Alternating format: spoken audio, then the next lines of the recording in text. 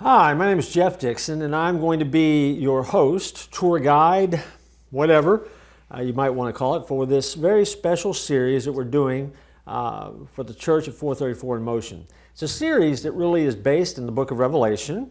It's one of a number of programs that we currently have out there that are available about the end times, Revelation, and things like that, and you can find them in a variety of different places. And we invite you to go and do that at some point if you're interested in this particular thing. But this particular study today is the kickoff of what we're going to call Zig and Zag. You say, what's that all about? Well, that's a great question. Glad you asked. Zig Zag is a look, if you will, at the book of Revelation based on this following truth, that there's an alternating pattern that emerges in the book of Revelation. That when you do a study and you begin taking a look, you begin to see a pattern that emerges that will help you understand it and be a better student of the book and give you some clarity as to what you're reading.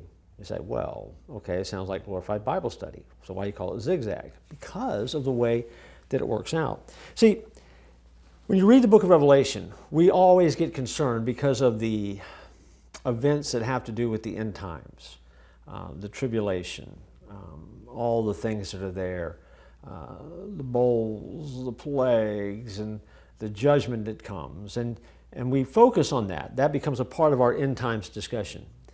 But when you go back and you take a close look, you begin to see something emerge that helps us balance out the book of Revelation in a way that reminds us of why it's such a blessing for those of us who are believers.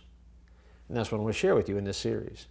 Believe it or not, the scene is constantly shifting with a repeated pattern in the book of Revelation from the things that are happening on earth to things that are happening in the heavenlies or happening above.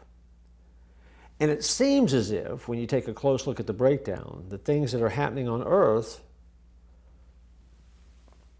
are to illustrate that God is still in charge and there's some great things that He's doing in the midst of it. So in other words, He doesn't pull any punches. He lets us know what it's going to be like here, but at the same time reminds us of what's happening here. The zig and the zag. And that's what we're going to talk about. And so my hope for you is that we will be able to look and learn to interpret some future events using this zigzag method of study. And so if you're a student of the Bible and you want to know about Revelation, pay attention. We're going to give you some breakdowns of some things that you can connect some dots with. If you're not a student of Scripture, then you're just going to have to take my word on this and just go back and look for yourself at some point or say, well, at least I heard this guy said it one time and maybe it makes sense. But when it's all said and done, I think this is going to help you and put into perspective some things that we all need to remember as we study the book of Revelation. That's the zig, that's the zag, and that's what we're going to be doing in this series. And so I look forward to joining you in our next episode as we begin unpacking some specifics in the book.